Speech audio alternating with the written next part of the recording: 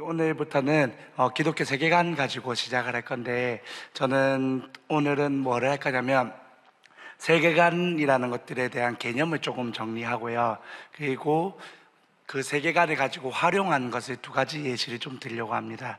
그래서 그거 가지고 시작하고 화면에 띄워주시면, 오늘 일단은 제목은 일상에서 만나는 성경이라는 제목으로 해서 성경적 세계관으로 세상을 바라보는 방식 가지고 얘기하도록 하겠습니다.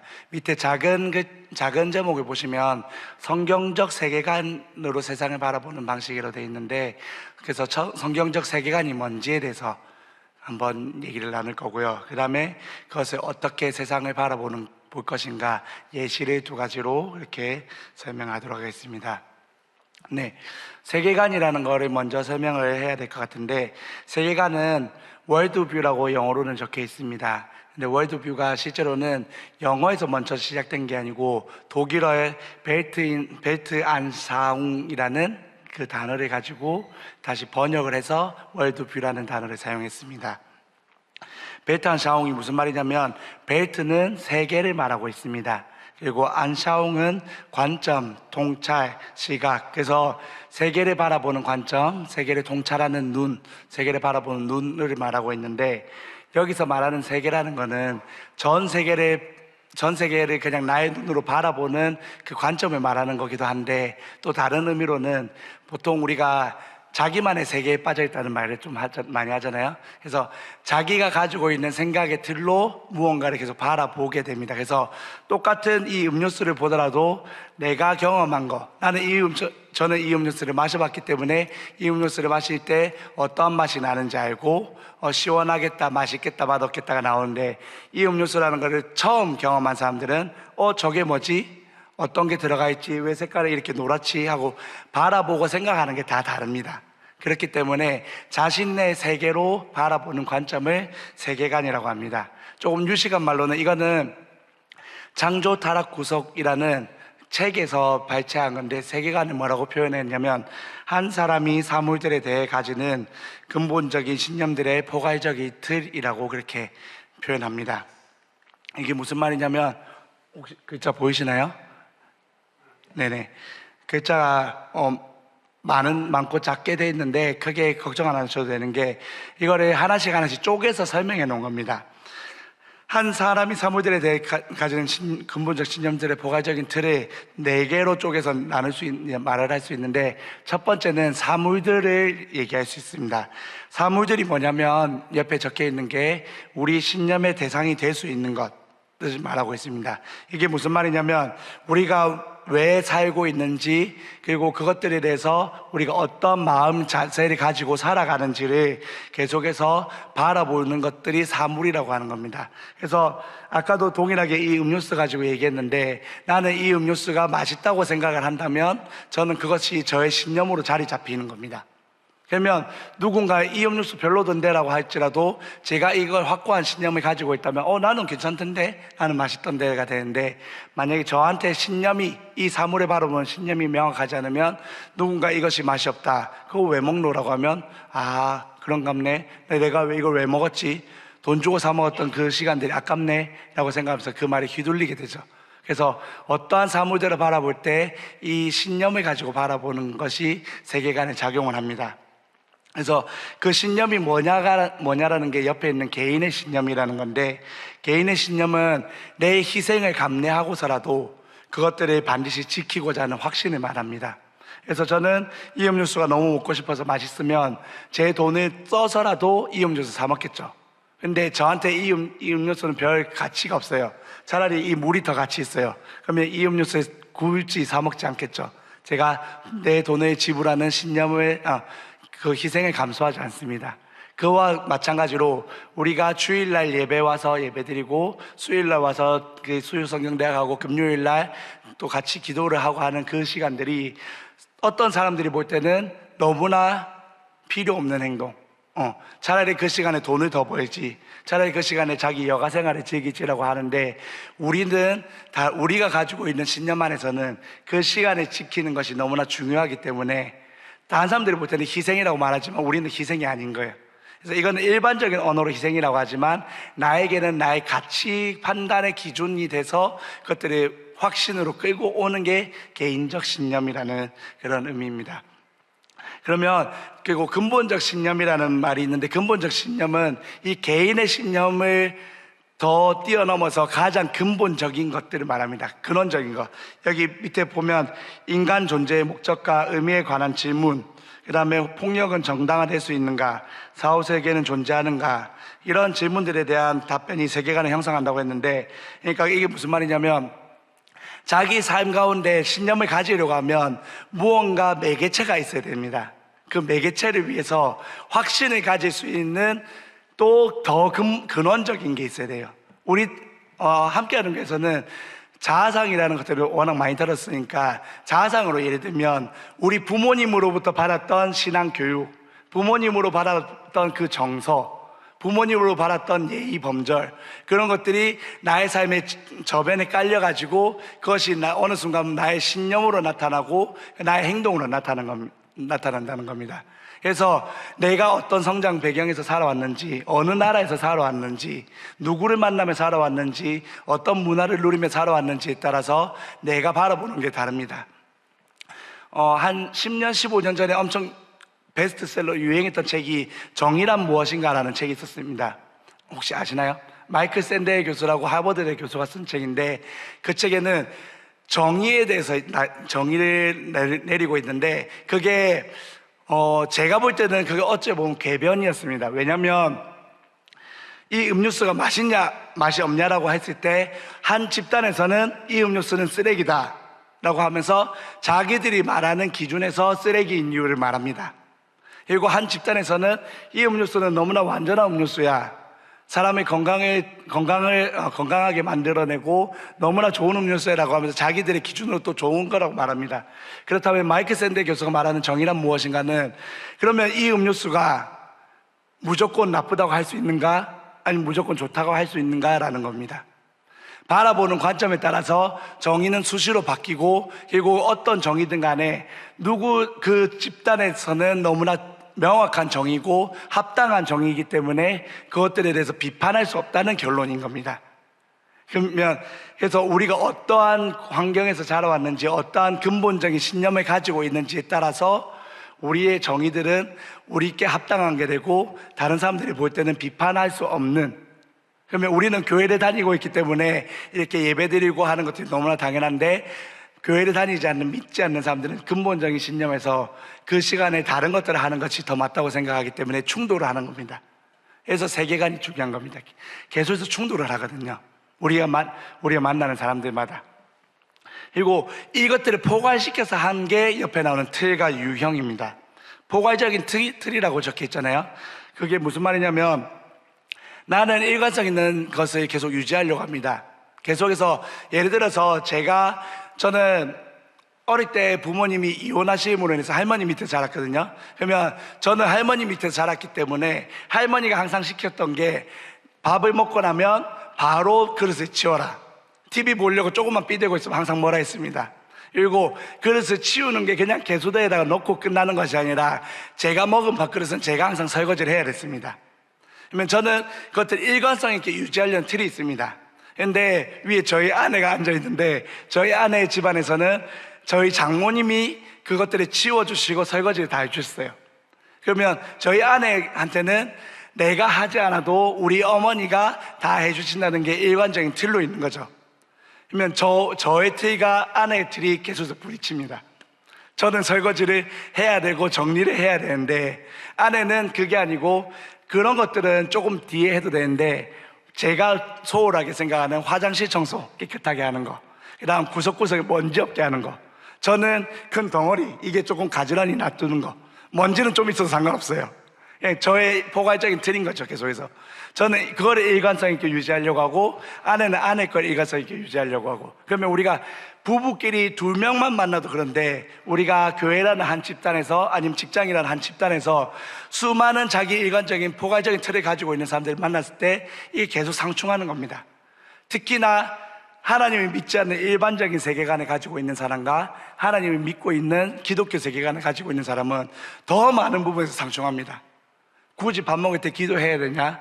굳이 회식 자리에 상사가 말하는데 술잔을 거부해야 되냐? 그거부터 시작해서 모든 것들이 계속 부딪히는 거예요. 그럼에도 불구하고 내가 가지고 있는 포괄적인 틀이 있기 때문에 나는 그것을 지켜내고 일관성을 가지는 겁니다.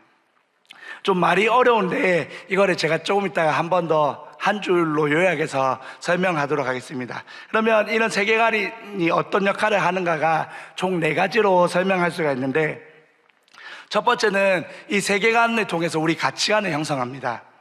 가치관을 형성할 때는 내가 무엇을 좋아하는지, 내가 어떤 사람인지를 깨닫는 과정들이 있어야지만 이 가치관을 형성할 수 있는데, 그것들이 되고 난 다음에는 내 모든 가치 판단의 기준이 됩니다, 세계관이.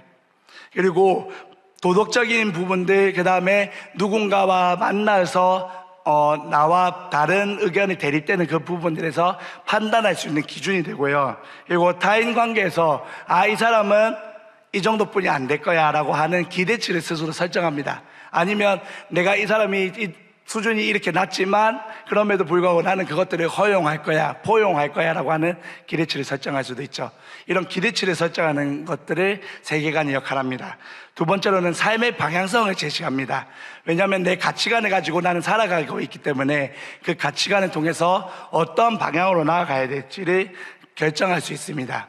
그래서 나는 주일날 공부하고 자격증 따러 가고 돈을 버는 것보다 주일날 예배하러 갈 거야 라는 그런 가치관, 방향을 계속 제시하는 거죠, 스스로. 물론 그것이 어겨질 때가 있습니다. 우리는 죄인이기 때문에.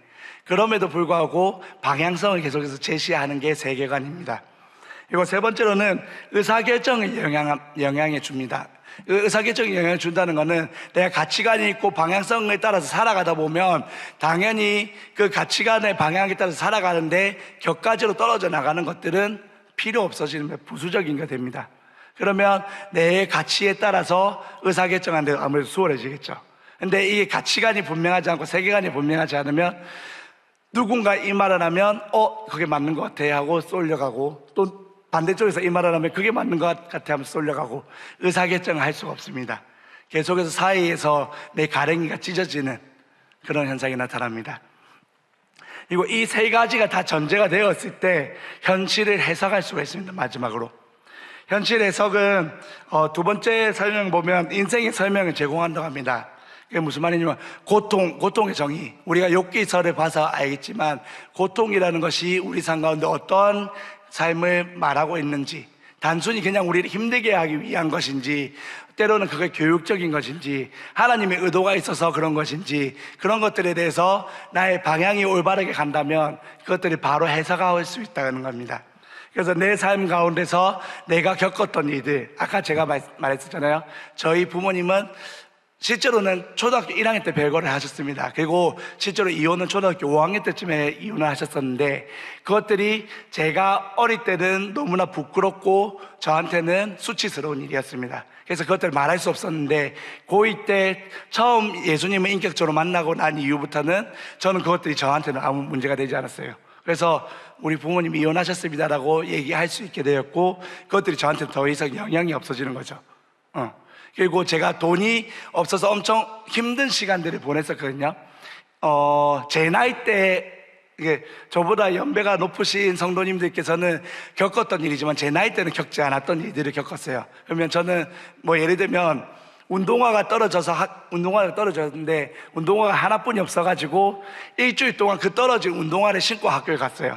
옷핀으로 고정시키고 본드로 붙여가지고 학교로 가는데, 아침 일찍부터 등교 시간에 가면 친구들이 보니까 저는 아침 일찍부터 1시간 더 빨리 가가지고 학교 가서 의자에 앉아있고, 화장실도 한 번도 안 가고 쉬는 시간이 돼도 끝나고 나서 친구들이 다 하교하고 나면 또 혼자 그 신발을 끌고 더벅더벅 걸어가는 거죠. 그런 과정들을 겪으면서 저는 돈이라는 것에 매이게 되고, 돈이 제 인생의 전부인 것처럼, 하지만 돈을 실제로 벌 힘은 없는 나약한 그런 모습들이 저한테 있었는데, 제 삶 가운데서 방향성이 제시가 되고 올바른 세계관이 들어가면서부터 그것들이 재해석이 되기 시작하고, 그것이 내 삶 가운데 더 이상 어려운 문제가 아니었구나. 그리고 지금 다음 세대들을 바라보면서, 그리고 믿지 않는 사람들을 바라보면서, 우리 교회 성도님들을 바라보면서 나와 동일한 아픔을 겪었던 사람들을 이해할 수 있고 그 사람들을 위해서 중보할 수 있는 도구가 되는, 재해석할 수 있는 그 방식이 변하는 겁니다. 그래서 세계관이라는 게 그래서 중요한 겁니다. 다시 한번 제가 한번 정리를 하자면, 세계관은 한 줄로 표현하자면 무언가를 바라보고 해석하고 살아가는 방식이라고 할 수 있습니다. 그래서 이것 때문에 우리가 바른 세계관, 그리고 올바른 세계관, 그리고 우리가 어떤 공동체에 속했을 때 같은 세계관을 살아가고 있는 것이 중요합니다. 우리 함께하는 교회 세계관이라는 표현이 그런데, 우리 함께하는 교회 세계관은 뭐냐면 다음 세대를 준비하는 젊은 교회입니다. 맞죠? 그렇기 때문에 모든 사역들이 다음 세대 사역에 집중되어 있습니다. 그래서 지금 시니어 사역을 함에도 불구하고 시니어 사역이 그냥 노년을 위한 사역이 아니라 시니어 그룹 안에 있는 다음 세대들을 위한 사역을 합니다. 우리 교회는. 맞죠? 그래서 계속해서 그 시니어 클럽 안에 새로운 사람들이 들어올 수 있게끔 문화장을 마련하고 계속해서 컨텐츠를 제공을 함으로써 다음 세대들이 들어오고 같이 그 공동체를 누릴 수 있도록 하는 거. 그래서 우리 교회 곳곳에 보면 이 세계관들이 계속해서 흘러갑니다. 그래서 같은 세계관을 가지고 있는 것이 너무나 중요합니다. 그리고 우리의 세계관을 정확히 말하자면 기독교 세계관입니다. 기독교 세계관이 그러면 뭐냐라는 것들을 한번 설명할 건데, 기독교 세계관은 학자들이 말하는 기독교 세계관이 있어요. 대표적으로 4명만 좀 추려가지고 했는데, 첫 번째는 제임스 사이어라는 학자입니다. 이 사람은 별명 기독교 세계관의 대부라고 합니다. 기독교 세계관과 현대사상이라고 엄청 많이 팔린 베스트셀러 작가이기도 하거든요. 그래서 이분은 교수신데, 이분이 말했던 기독교 세계관의 정의는, 세계관은 우리가 붙잡고 있는 가장 기본적인 신념들의 집합이며, 그것은 우리가 이 세상에서 무엇이 진짜이고 어떻게 살아야 하는지를 결정한다라고 이렇게 표현했습니다. 그리고 프란시스 셰퍼라는 기독교 세계관 학자가 있습니다. 이 사람은 기독교는 단순히 구원의 길을 말하는 것이 아니라 전 인생을 설명하는 철학이다라고 말하고 있습니다. 그리고 세 번째로는 존 프레임이라는 학자가 있습니다. 이 사람은 기독교 세계관은 하나님의 주권, 성경의 권위, 그리고 예수 그리스도를 중심으로 세상을 바라보는 관점이다라고 표현을 합니다. 마지막으로 아브라함 가이퍼라는, 이 사람은 신학자거든요. 기독교 역사에서 한 획을 끈 신학자 중에 한 명인데, 이 아브라함 가이퍼는 예수 그리스도께서 내 것이라 선포하지 않으시는 삶의 영역은 단 한치도 없다라고 말합니다. 그러니까 이 4명의 학자들의 공통점이 뭐냐면, 우리 삶의 전반적인 모든 부분에서 결국 우리는 하나님의 방법대로 살아가야 되는 것이 기독교 세계관이라고 말하는 것입니다. 그래서 기독교 세계관을 흔히들 얘기하는 게 3가지로 얘기하기도 하고 4가지로 얘기하기도 하는데, 뭐라고 얘기하냐면 이렇게 얘기합니다. 창조, 타락, 구속, 그리고 4가지로 하면 회복. 이 4가지로 얘기하는데, 창조, 타락, 구속, 회복, 이게 무슨 말이냐면, 성경을 보면 성경은 이 관점으로 기록이 되어 있습니다. 창세기 1장부터 2장까지 하나님께서 천지를 창조하시죠. 이때 창조에 대한 기사들이 쭉 있습니다. 하나님이 왜 천지를 창조하셨는지, 그리고 천지를 창조하실 때 어떤 것들을 창조하셨는지, 그리고 천지를 창조하신 그 대상들을 향해서 어떠한 것을 원하시는지가 창세기 1장, 2장에 적혀 있습니다. 그리고 타락은 창세기 3장에 명시가 되어 있거든요. 첫 번째 사람인 아담과 하와가 하나님의 명령을 어기고 선악을 알게 하는 나무 과실을 따먹음으로써 타락을 합니다. 죄가 들어와서. 그것들에 대해서 적혀 있고, 그것들이 실제로는 3장이라고 하지만 성경 거의 마지막까지 계속해서 쭉 이어져서 나옵니다. 이 타락에 대해서. 그런데 3장이라고 표현하는 이유가 뭐냐면, 창세기 4장부터 가인과 아벨의 제사부터는 뭐가 나오냐면, 이 타락한 인간을 위해서 하나님이 어떤 구속 역사를 만들어 나가시는지가 계속해서 나옵니다.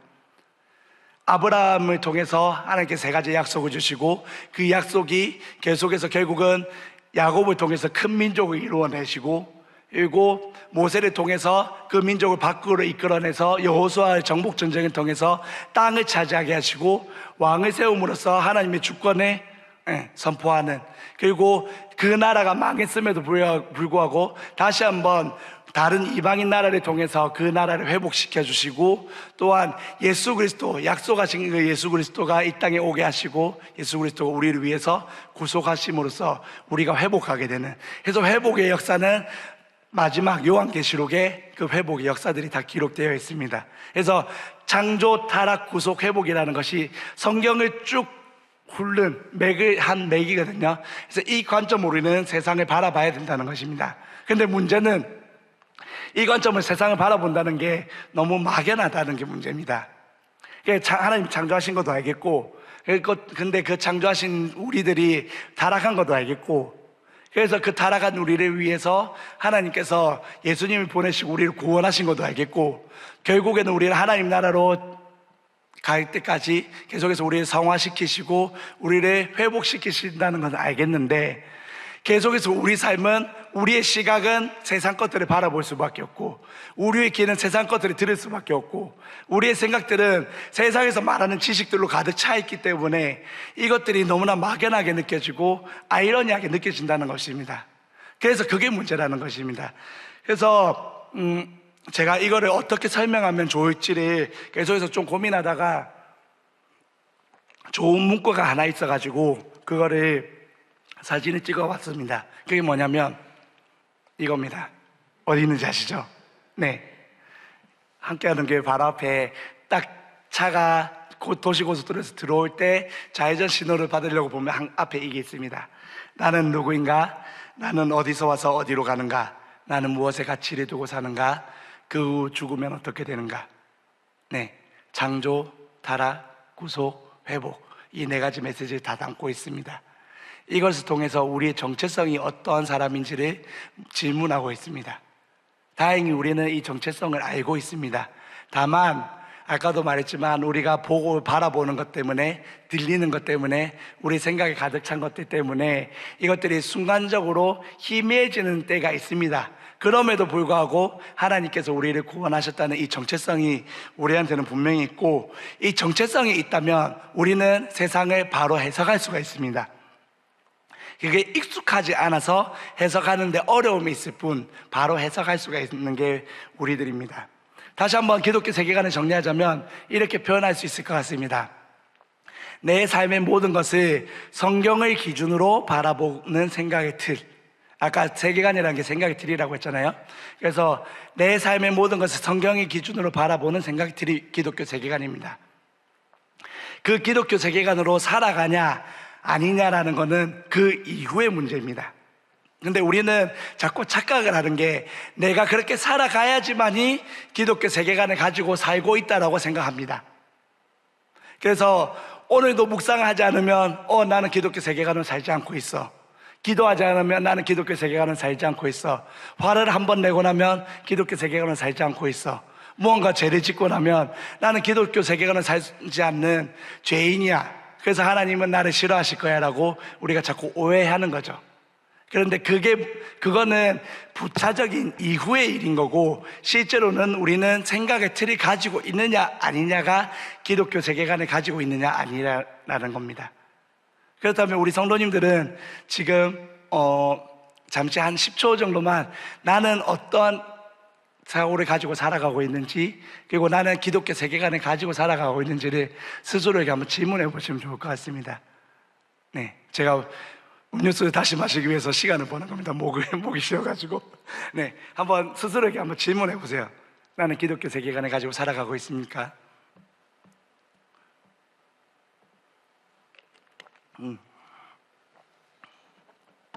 이거를 가지고 우리는 기독교 세계관을 활용하는 것들에 대해서 제가 두 가지 예시를 가져왔는데 하다 보니까 생각보다 시간이 너무 빨리 끝날 것 같네요. 그래가지고 나중에 만약에 시간이 조금 남으면 추가로 다른 예시까지 몇 개 더 한번 들어보도록 하겠습니다. 첫 번째 활용은 우리 이거를 가지고 얘기를 할 수 있을 것 같습니다. 네, TF 점검부산을 진행하죠.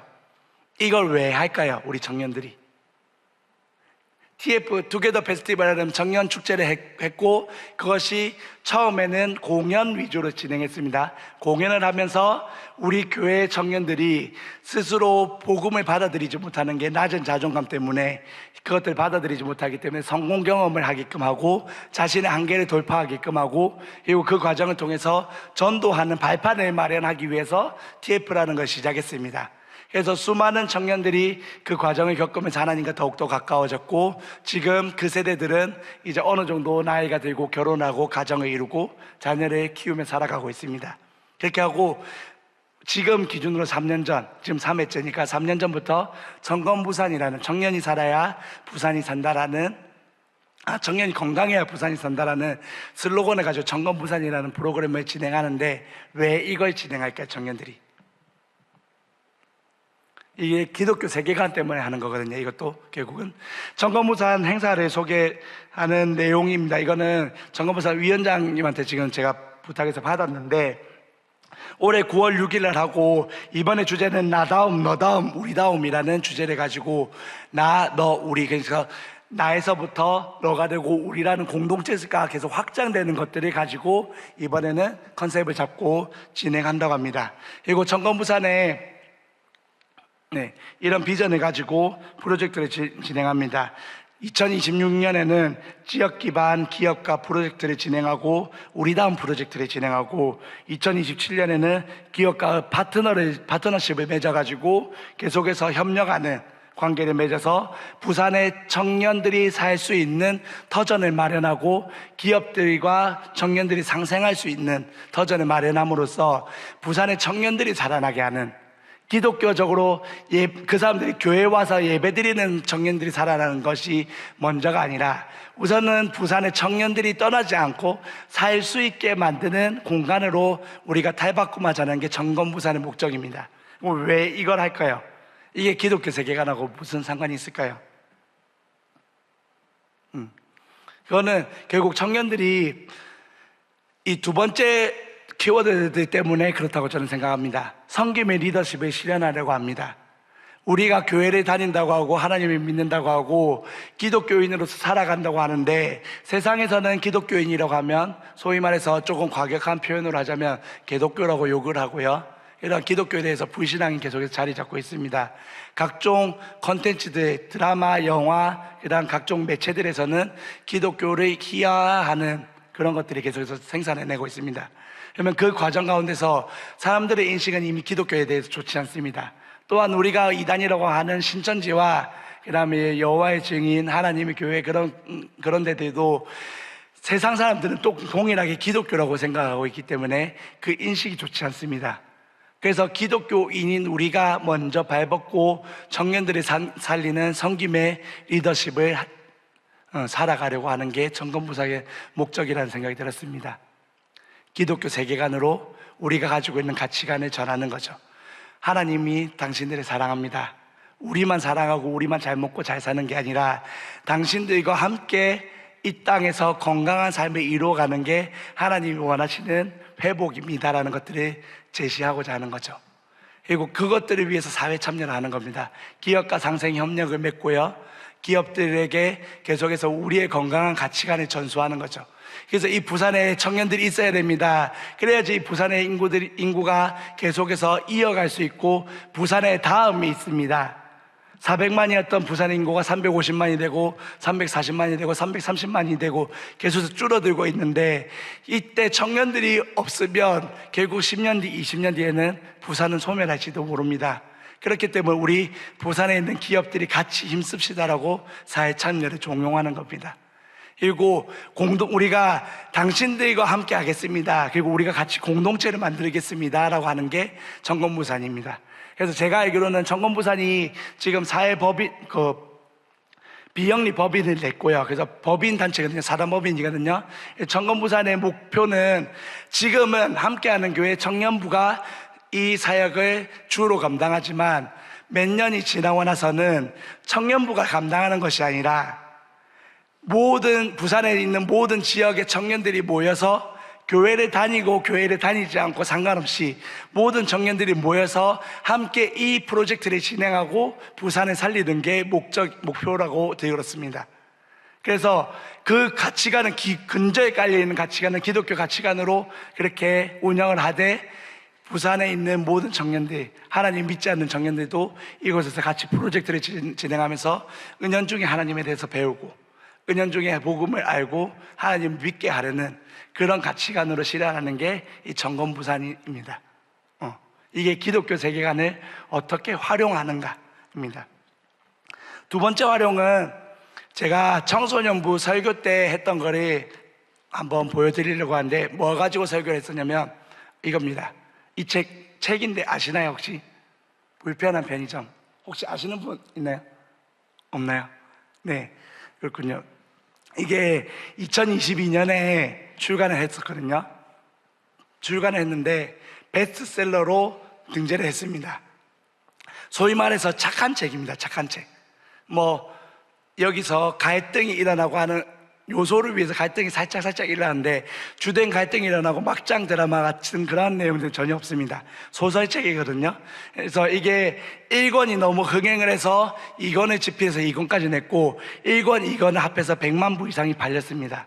이것이 너무나 흥행해가지고 연극판에 계속해서 만들어져서 지금도 계속 연극으로 상영을 하고 있고요. 그리고 청소년들이 다음 세대들이 많이 보는 웹툰, 네이버가 웹툰 시장에서 제일 크거든요. 네이버 웹툰에서도 이 불편한 편의점을 그림으로 그려가지고 연재를 했습니다. 그래서 이 책이 제가 이 책을 1권을 맨 처음 봤었는데 1권을 보면서 이거 뭐지? 라는 생각이 좀 들었어요.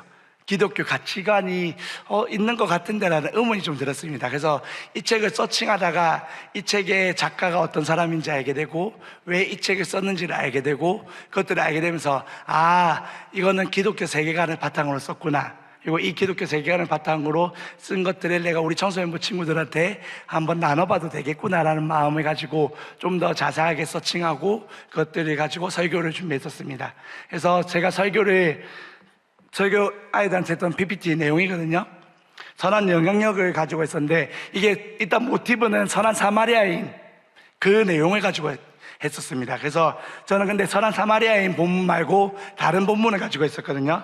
마태복음 5장 14절에서 16절 가지고 있었는데 그 본문은 너희는 세상의 빛이라 해가지고 세상의 빛과 소금에 대해서 얘기하는 것, 그래서 선한 영향력을 끼치는 것에 대해서 본문을 가지고 얘기를 했었고 세 번째 슬라이드를 보면 제가 아이들한테 질문했습니다. 우리나라에서 전 세계 맥도날드 매장보다 더 많은 숫자를 가지고 있는 매장이 있다. 그게 뭔지 아냐? 라고 했을 때 대답을 다들 못했었는데 그게 지금 정답이 나와 있으니까 여긴 질문을 못 하겠는데 편의점입니다.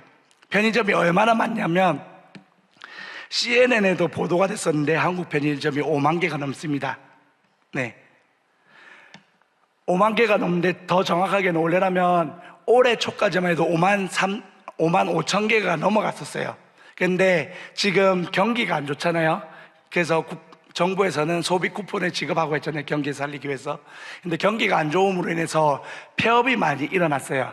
그래서 최근에 제가 일주일 전 기사를 다시 한번 찾아보니까 폐업이 많이 일어났음에도 불구하고 지금 5만 3천 개 정도 아직 편의점이 있대요. 한 2천 개 정도 폐업을 했거든요. 그만큼 편의점 천국입니다.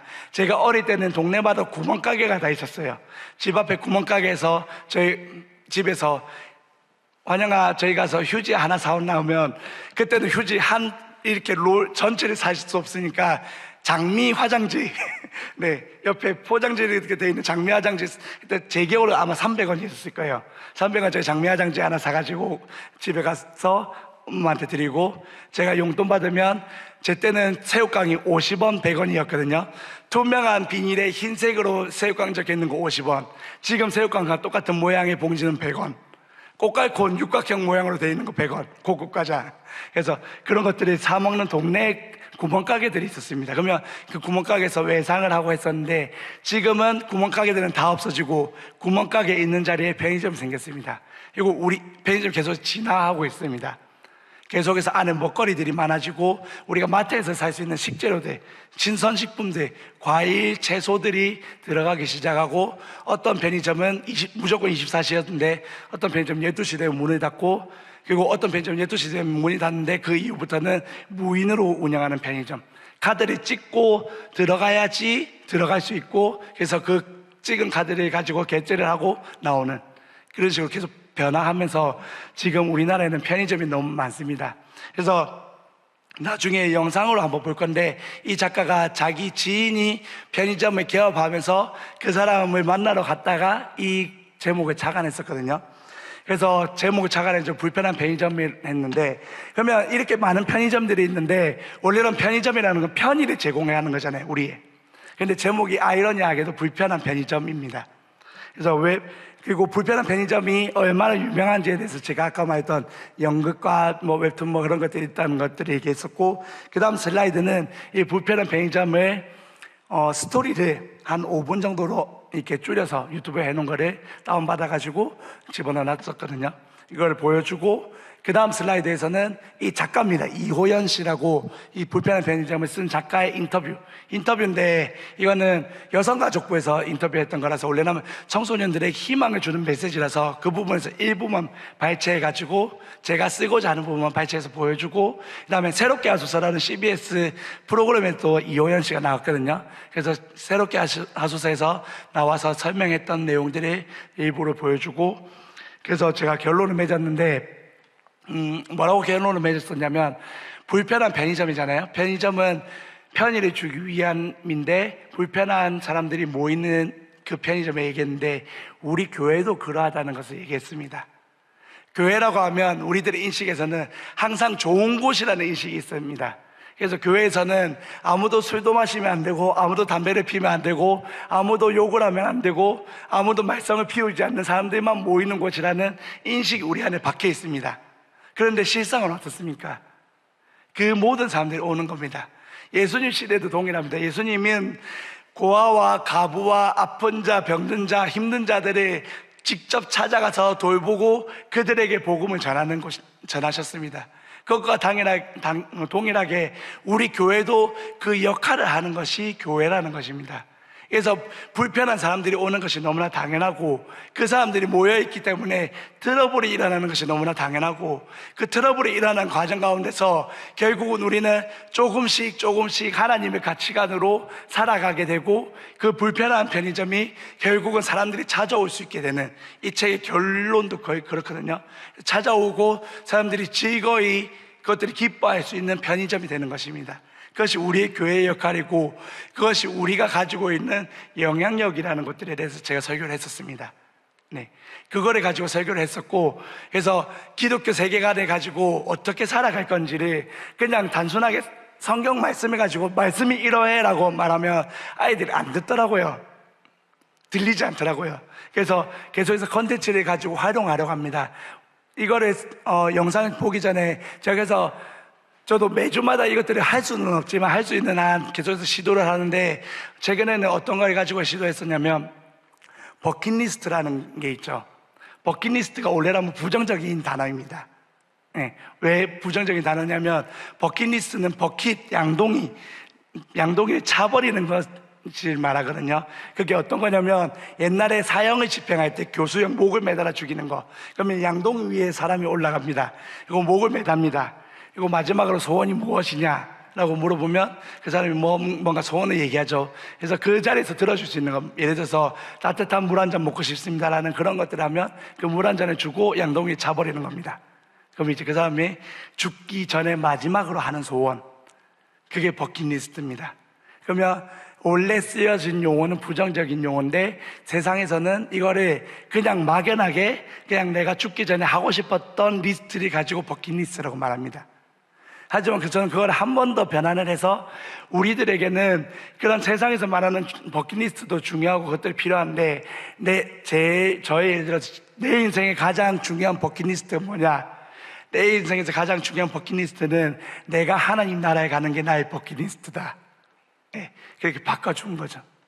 그래서 너희 삶 가운데 세상에서 말하는 기준으로 말하는 것들을 다 채우지 말고, 그 썩어 없어질 것 가지고 채우지 말고, 하나님이 말하는 기준으로, 하나님이 말하는 관점으로 살아가야 된다는 것들을 세상의 것으로 사용해서 말했습니다. 또 다른 예를 들자면 또 회복 탄력성이라는 심리학 용어를 가지고 사용했었습니다.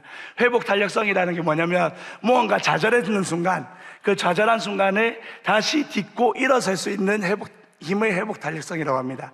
근데 이 회복 탄력성이 없으면 어떻게 되냐면 우울증에 걸리고 공황장애에 빠지고 날마다 낮은 자존감으로 살아갑니다. 자신이 그러면 우리가 생각하는 하나님께서 주신 정체성은 너무나 존귀하고 귀한 자녀라고 하는데 세상에서 말하는 회복 탄력성이 없는 사람들은 하나님이 주신 정체성과 완전 반대되는 삶인 거죠. 그래서 세상에서는 그것들을 가지고 회복 탄력성을 회복해야 된다. 그래서 뭐를 말하냐면 올바른 습관을 가져라. 그리고 운동하는 습관을 길러라. 좋은 생각을 계속해서 가져라 라고 하는데 저는 거기서 더 나아가서 우리는 영적인 회복 탄력성이 있어야 된다. 그러면 영적인 회복 탄력성이 있으려면 뭐를 해야 되겠느냐? 너희가 지금 그 자세로 예배드리는 거 그거로 영적 탄력성이 일어날 수 없다. 바른 자세로 바른 예배를 한번 드려보는 거, 그리고 일주일에 한 번이라도 기도해보는 거, 묵상해보는 거, 이 과정이 계속해서 반복되면서 그 다음에 조금 익숙해지면 한 번이 두 번이 되고 두 번이 세 번이 되고 하면서 매일매일의 너의 삶 가운데 말씀 가운데 노출되는 거, 그것이 너의 영적인 회복 탄력성이고 그것이 너의 삶에서 정체성을 회복하는 방법이고, 그럼 세상에서 말하는 공부 잘해가지고 회복 탄력성이 일어나는 것도 아니고 사회적으로 지위가 높아서 회복 탄력성이 일어나는 것도 아니고 친구들과 대인관계가 많아져서 회복 탄력성이 일어나는 게 아니고 결국 우리가 해야 되는 회복 탄력성의 대상은 하나님을 바로 믿어야지만이 회복 탄력성이 일어날 수 있다는 것들에 대해서 설명했었습니다. 네. 이런 식으로 계속해서 저는 지금 청소년부에게 조금씩 하나씩 설명하고 있는데 아이템이 점점 고갈되고 있습니다. 그래서 날마다 지금 웬만하면 공부를 최대한 하려고 하고 있습니다. 그래서 이번 방학 때도 제가 방학 때 그냥 지금 사역을 하면서 사역에 집중해도 되는데 그것만 가지고는 할 수 없기 때문에 제가 우리 담임 목사님께 배웠던 게 평생 공부해야 된다고 배웠기 때문에 계속 도서관에서 책을 빌려가지고 입으로 챗GPT에 검색도 해가지고 2023년에 가장 유행했던 베스트셀러가 뭐냐, 제일 많이 팔렸던 책이 뭐냐, 24년에 제일 많이 팔렸던 책이 뭐냐 검색해가지고 소설도 빌려보고 심리학 책도 빌려보고 경영책도 빌려보고 해가지고 완전 100% 다 읽지는 못하더라도 최대한 읽으면서 세상이 어떻게 돌아가는지 어떤 관점으로 살아가려고 하는지, 그렇다면 나는 그거를 우리 기독교 세계관으로 어떻게 땡겨올 건지를 계속 공부를 하고 있습니다. 우리 성도님들도 그 공부하는 과정들이 계속 같이 있었으면 좋겠습니다. 우리는 기독교 세계관을 세상 가운데 전해야 되는 사람이기 때문에 성경을 아는 것도 중요하고 세상이 어떤지를 아는 것도 너무나 중요합니다. 그 과정들이 있었으면 좋겠고요. 제가 불편한 편의점 내용을 한번 설명했었는데 이거를 제가 준비했던 영상을 한번 같이 좀 보도록 하겠습니다. 첫 번째는 스토리에 대한 내용입니다. 불편한 편의점. 알코올성 치매로 인해 기억이 소리 조금만 올려주세요. 독고가 청파동 골목길의 작은 편의점에서 야간 아르바이트를 하게 되며 벌어지는 이야기, 불편한 편의점입니다. 이 소설은 각자의 사연을 지닌 인물들이 차례차례 등장하며 주인공 독과의 에피소드가 전개됩니다. 메인 등장 인물들을 살펴보면 먼저 노숙자 독고를 편의점 알바로 고용한 여명숙 여사가 있습니다. 크리스천이라고 바로 적혀있죠. 고등학교 역사 교사를 퇴직하며 결국 이 사람이 원래 가장 70대 모티브가 되는 여성입니다. 주인공이거든요. 남편의 유산으로 청파동 한 골목길에 편의점을 차렸으나 현재는 편의점 직원들의 생계 해결을 위하여 편의점을 운영하고 있습니다. 염 여사는 사촌 언니의 장례식 참석을 위하여 서울역에 갔다가 귀중품이 든 파우치를 잃어버리게 됩니다.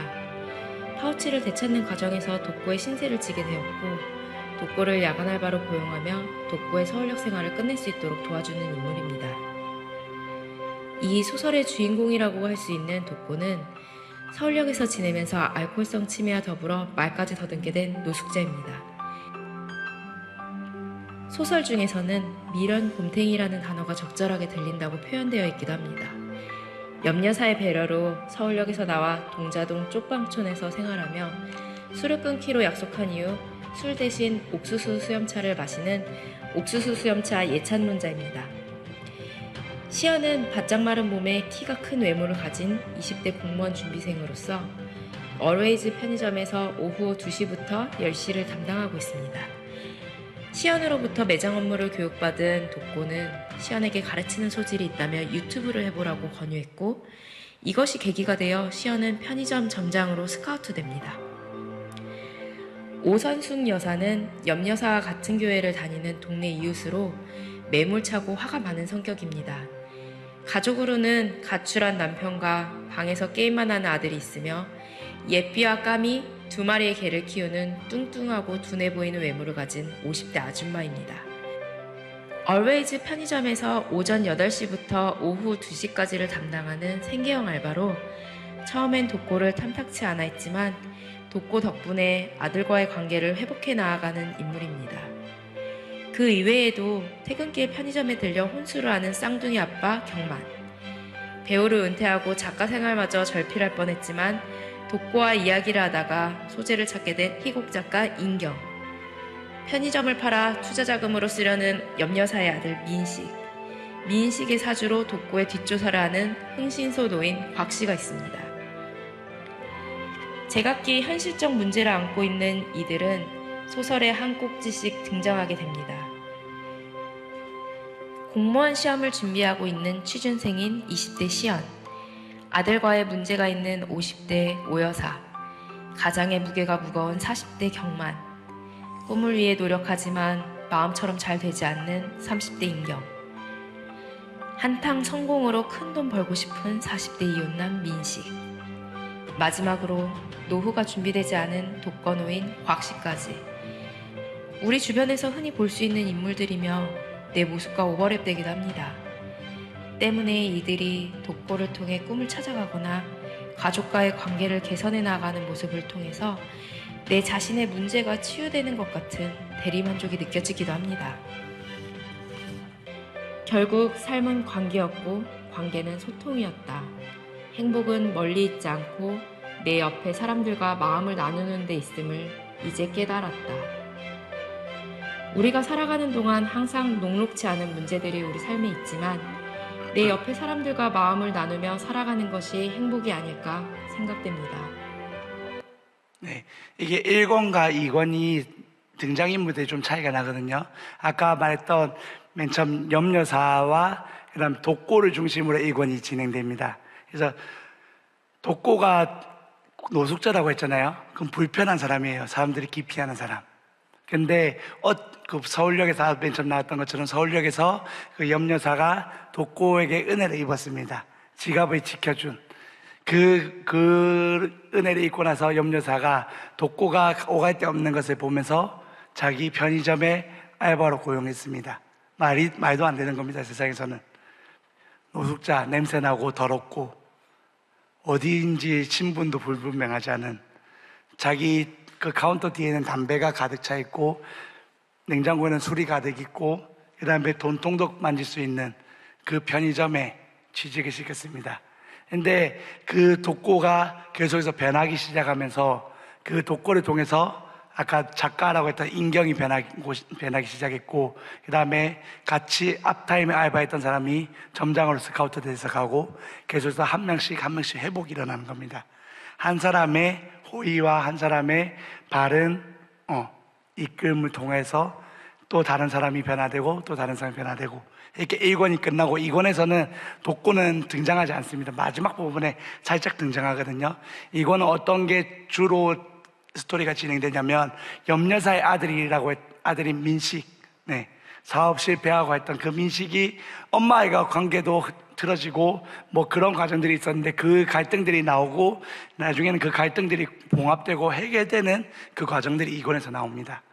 그래서 불편한 편의점 1권과 2권의 등장인물들이 다른데, 이 스토리는 결국은 계속해서 불편한 사람들이 오고 그 다음에 아픈 사람들이 오고 완전하지 않은 사람들이 오는데 그 편의점에 발만 담그기만 하면 그곳에서 회복이 일어나는 것입니다.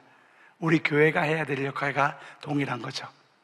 세상에서 멸시받는 자, 전대받는 자, 아무런 가치가 없다고 여기는 자들이 교회에 와서 말씀으로 회복되고 하나님 사랑으로 회복되게 하는 것, 그게 우리가 해야 될 일이라는 것입니다.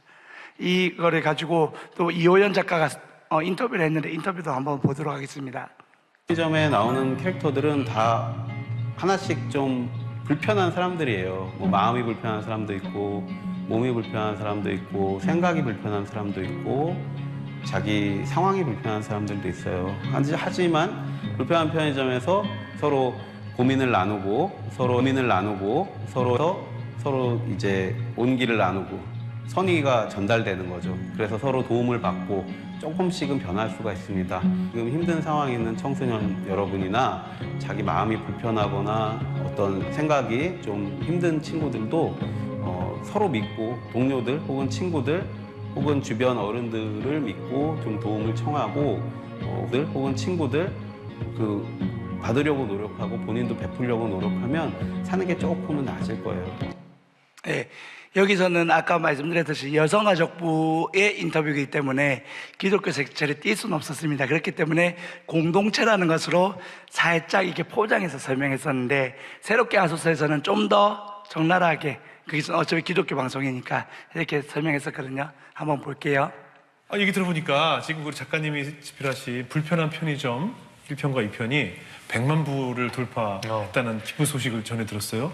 이 불편한 편의점이라는 책이 사실 뭐 신앙서적은 아닌데 모시게 된 이유가 우리 작가님이 이 책을 읽다가 거기에 뭐 신앙 얘기가 직접적으로 나오는 것은 아니지만 그냥 읽으면서 왠지 이거 작가분이 크리스찬일 것 같다라는 생각을 강하게 받으셨대요. 그러니까 작품이 이제 기독교 서적은 아니에요. 예, 아니죠. 그런데 선한 이웃에 대한 네. 선한 이웃에 대한 그리고 이웃들끼리 어떻게 하면 서로 도우며 살 수 있는지에 대한 네. 그런 호의에 대한 이야기가 주제여서 그것들이 이제 기독교적 신앙의 배경이 좀 있지 않나라고 생각하신 것 같아요. 책이 굉장히 따뜻하고 진짜 아직 읽지 않으신 분, 많은 분들이 읽으셨겠지만 또 네네. 읽지 않은 분들을 위해서 좀 설명을 해주시면 뭐 노숙인들 이야기가 좀 나오는 그렇죠. 스토리거든요. 예. 그러니까 서울역에서 노숙자로 지내는 네. 독고라는 사람을 어느 날 이제 70대 염려사람 분이 이제 2년이 돼서 그분을 이제 청파동의 자기 편의점에 야간 알바로 고용하는 얘기예요. 네. 그러니까 노숙자가 편의점 야간 알바를 하기가 쉽지 않잖아요. 근데 그 염려사님이 호의를 베푸는 거죠. 왜냐하면 겨울에 추운데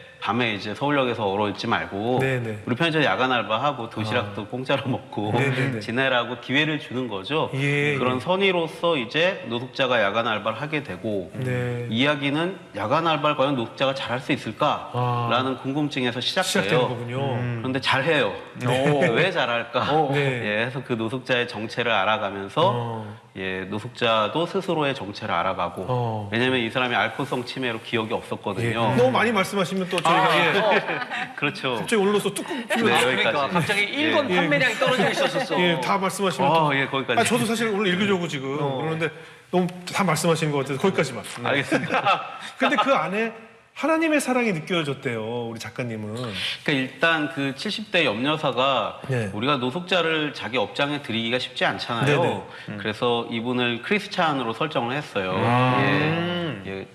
권사님으로 설정을 하고 그리고 또 교사 출신이라고 했어요. 네네. 은퇴한 역사 선생님으로. 네. 그래서 선생님이자 기독교인이기 때문에 네. 이제 신앙인이기 때문에 이런 선의를 베풀 수 있는 좀 개연성이 있지 않을까라고 설정을 했는데 그게 이제 또 그 기독교 바탕이라는 것들이 좀 있을 수밖에 없는 설정인 거죠. 캐릭터의 설정을 그렇게 했지만 그것이 사실은 선한 사마리안 얘기를 좀 가져온 거거든요. 그래서 이제 이런 노숙자에게 호의를 베푼다.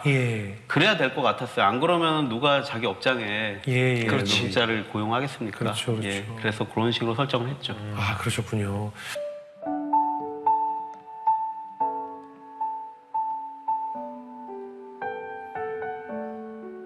착한 소설, 선한 콘텐츠를 가지고 많은 이들이 공감을 얻어내고 재미를 준다는 것이 쉽지 않을 것 같다는 생각이 드는데 그 불편한 편의점은 어떻게 아이디어를 얻으셨어요? 그러니까 되게 잘 짚어주셨는데 갑자기 제 선배 한 분이 편의점을 차리는데 이 선배가 되게 접객에 어울리지 않는 분이세요. 이제 인상도 되게 강하고 평생 접객을 안 해보셨고 그래서 이거 편의점 차려서 손님이랑 멱살잡이 하는 거 아닌가 걱정이 되더라고요. 그래서 가봤는데 너무 잘하시는 거예요. 친절하게 막 억지로 웃으면서 그래서 제가 그 선배한테 그렇게 말합니다. 형이 하는 편의점은 불편할 줄 알았는데 이거 아주 편하고 좋네, 잘하시네요 하고 팔아주고 왔어요. 근데 팔아주고 오다가 생각해 보니까 불편한 편의점? 이거 제목이 좋다. 그럼 제목이 좋다. 이 예, 제목이 좋아요. 편의점이 불편한 편의점. 제가 이 말이 재밌는 거예요. 왜냐면 네네. 제목에 아이러니가 있으니까. 네네네. 불편한 편의점? 편의점이 왜 불편해? 궁금하니까. 편의를 줘야 되는데 불편한 편의점이죠. 네. 예. 인컨비니언스? 예, 컨비니언스 인컨비니언스. 스토어. 예. 그래서 이제 제목이 궁금하고 재밌으면 이거는 써야 되는 거예요. 작가는. 망원동 브라더스 때의 초심으로 돌아가서 예. 망원동 브라더스 같은 따뜻한 동네 이야기를 한번 써보자. 예, 그리고 그 당시 저도 이제 개인적으로 좀 여러 힘든 일들이 많았고 네. 그래서 이제 이걸 코로나 쓰면서 시기였나요? 그때 쓸 때는 코로나가 아니었어요. 아니었어요? 예. 2018년에 기획을 하고 19년부터 썼으니까 코로나 시대는 아니었는데 쓰다가 중반부쯤에 코로나가 발생했죠. 네, 네. 예, 집필 중간에 코로나가 중간에, 터졌죠. 예. 그래서 그냥 저는 이걸 따뜻한 이야기, 나 스스로도 요즘 힘드니까 좀 위로가 되는 사람들의 선의에 대한 이야기를 쓰자. 예, 하나님의 섭리에 대한 이야기도 작품 속에 녹여내자. 이런 마음으로 썼어요. 예, 그런데 쓰면서 저 스스로가 좀 위로를 받았어요. 예, 쓰면서 저 자신을 위로받았어요. 이게 계약을 하고 안 쓰니까 예. 또 그런 장점이 있더라고요. 맞아. 그냥 나 자신을 위해 쓴다는 생각으로 따뜻한 이야기를 나를 위로하는 마음으로 썼습니다. 그리고 쓰다가 코로나가 터졌는데 코로나가 터지니까 우리가 또 불편해지는 거예요. 예, 아, 그렇죠. 막, 테스트에 막 맨날 온도 재고 그렇죠. 마스크 쓰고 너무 불편했잖아요. 그렇죠. 초창기에. 예. 그래서 이 불편한 편의점이라는 제목의 작품이 예. 코로나 시기에 좀 위로가 될 수 있는 플러스 요인이 생겼겠다라는 생각은 했어요. 예. 이 책이 이제 이 신자들은 물론 저희 기독교인 물론 일반인들에게도 네. 따뜻한 인간의 사실 이웃사랑이 예수님의 그 주된 말씀이잖아요. 이웃사랑에 대한 이야기인데 예. 인간의 선의에 대한 얘기고 꼭 기독교 소설이 아님에도 이제 일반인들도 그런 어떤 이웃사랑의 가치를 느낄 수 있는 책이 돼서 제가 너무 책임감과 부담도 좀 있어요, 솔직히. 제가 또 그렇게 이렇게 훌륭한 사람도 아니고 다만 이제 그런 마음을 전했을 뿐인데 그 주제가 잘 전해졌고 많은 인기를 얻었잖아요. 그런데 네. 여전히 좀 두렵고 부담되고 그래서 방송 나가도 좀 민망하고 그런 게 없지 않습니다. 네, 이 작가가 지금 제가 편집한 데는 안 났는데 원래라면 이 염려사라는 사장님의 모티브가 어머니예요. 자신의 어머니가 모티브거든요. 어머니가 권사님이시고 그래서 신앙으로 자기를 양육했던 그것들을 가지고 염려사라는 캐릭터를 설정했었습니다.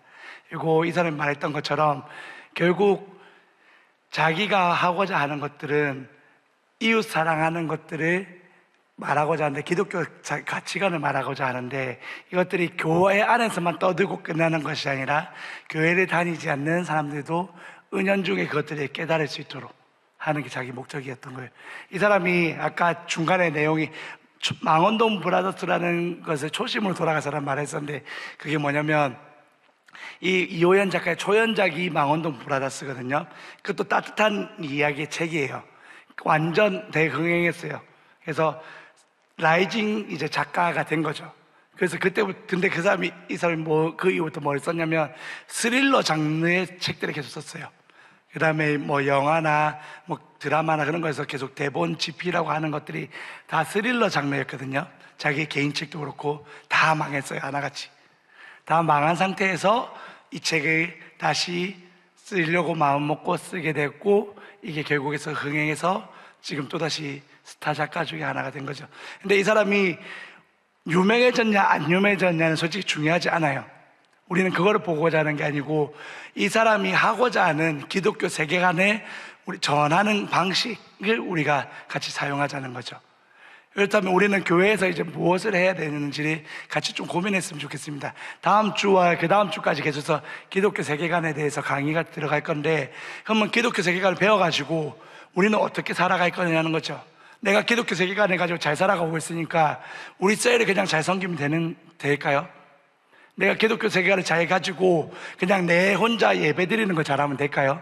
그게 아니라는 거죠.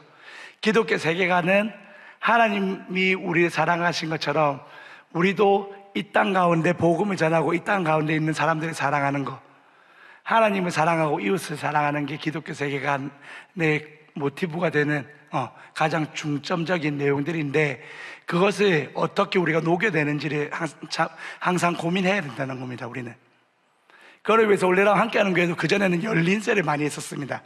네, 함께하는 게 예전부터 다녔던 성도님들은 아실 건데 열린세를 해서 뭐 했었냐면 열린세 모임 때 교회에 대한 얘기 1도 안 했어요.